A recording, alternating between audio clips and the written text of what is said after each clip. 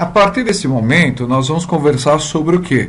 Os níveis de organização em biologia adotados na ecologia. Tá? Níveis de organização são níveis de quê? De estudo biológico.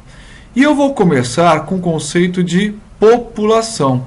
O que é a população? A população é o conjunto de seres da mesma espécie que vivem em um ambiente. Nessa imagem, nós temos algumas espécies que estão vivendo.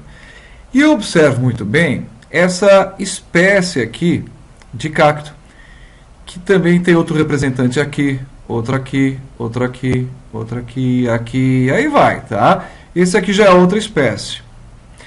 Veja, então, o conjunto de seres da mesma espécie num ambiente constitui o quê? Uma população. Agora, o conjunto de espécies diferentes, eu vou chamar de quê? De comunidade. A comunidade, ela é formada pelo conjunto de espécies diferentes que estão vivendo no mesmo ambiente ao mesmo tempo. Então, eu tenho aqui, olha, outra espécie de cacto vivendo aqui. E eu tenho, olha só, arbustos que estão vivendo nessa região também. E aqui outra espécie de plantinha. Então eu tenho aqui populações que vão formar o quê? A comunidade que vive aqui neste ambiente. Novamente, olha, elefantes nessa região vão formar uma população. Agora, zebras, outra população. E os pés de capim, outra população. E essas plantas herbáceas, outra população. E essas árvores aqui, outra população. E os arbustos, outra população. Então, o que eu tenho aqui são populações convivendo. Então, eu tenho comunidade. Mas eu não posso deixar de falar que, evidentemente, os seres vivos aqui consomem oxigênio e liberam gás carbônico. Então, os elefantes respiram e liberam CO2. Plantas também respiram e liberam CO2. Mas as plantas absorvem CO2 e liberam O2. Veja só, então eu tenho uma relação dos seres vivos com a sua atmosfera. Além disso, as plantas absorvem luz no processo de fotossíntese e vão produzir açúcar que vai servir de alimento aqui para os seres vivos, não é mesmo? Mas as sombras que a árvore está fazendo aqui, está proporcionando, vai favorecer as plantas aqui embaixo e os animais que vão descansar na sombra.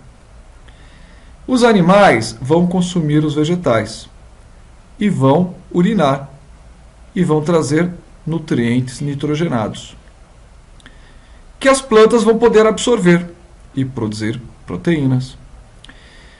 Os animais vão pisotear o solo, alterando sua composição. Vão liberar excrementos que vão adubar o solo, fornecendo nutrientes para as plantas que vão crescer. E aí o animal vai ter plantas para comer. As plantas absorvem água do ambiente, vão transportar aqui pelo xilema. A água é usada na fotossíntese, mas grande parte é perdida na forma de vapor, o que pode contribuir com a umidade do ar. O que eu quero dizer é o seguinte: existe uma relação entre seres vivos e entre os seres vivos e o ambiente. O animal come a planta, é uma relação entre seres vivos. O animal libera as fezes, que serão utilizadas pelas bactérias e fungos, que vão retornar os nutrientes para as plantas. A planta faz um sombreamento, favorece os animais. Então eu tenho uma relação entre seres vivos e ambiente. Isso se chama o quê? Ecossistema. Esse conjunto é o ecossistema. O ecossistema ele é formado por esse conjunto de seres vivos e ambiente que estão se relacionando. Os ecossistemas, eles podem ser muito grandes e podem se unir e podem ser encontrados em pontos diferentes do planeta. Por exemplo, eu tenho aqui uma floresta de chuvas, quente, úmida, mas aqui também. E aqui também. Essas florestas quentes e úmidas são muito parecidas. Então eu vou chamar esse conjunto de ecossistemas muito parecidos de bioma.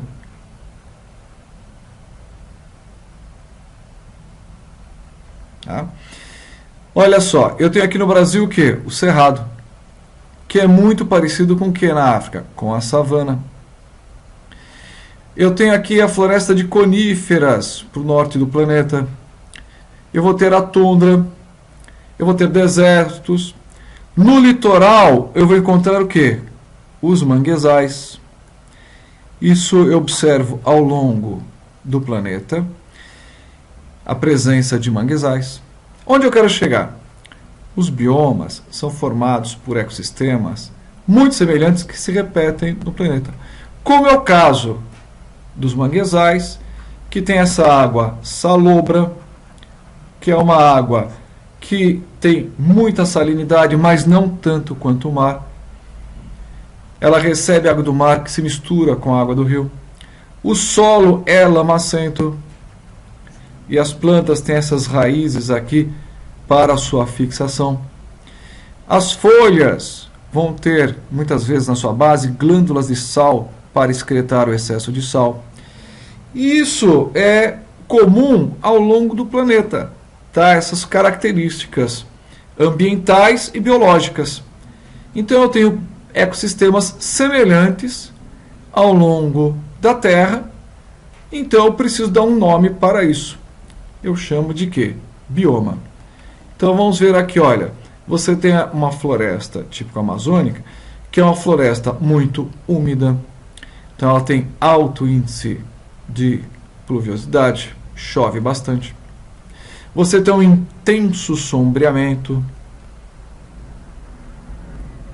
Você tem uma alta taxa de transpiração dessa floresta. É uma floresta quente, é uma floresta úmida, é uma floresta que tem essas características e ela é encontrada no Brasil, mas também ela é encontrada onde? No continente africano. Então, florestas úmidas e de chuvas eu posso encontrar em diferentes regiões do planeta. Por quê? Porque o solo é semelhante e porque o clima é semelhante. O clima é determinante para essas características que os seres vivos têm. Então, olha aqui, por exemplo. O que é isso? Isso é a Amazônia, que é um bioma muito úmido, tem alto índice de chuvas, é uma floresta úmida, as plantas têm alta taxa de transpiração, e eu tenho aqui a floresta do Congo, tá? Que é encontrada onde? Na África. Olha só a semelhança, é extremamente grande. Voltando para o mapa. Tá? Então eu estou falando que eu tenho florestas úmidas em diferentes continentes, porque os climas são muito parecidos. E por fim, o conjunto dos ecossistemas todos, eu vou chamar de quê? Biosfera.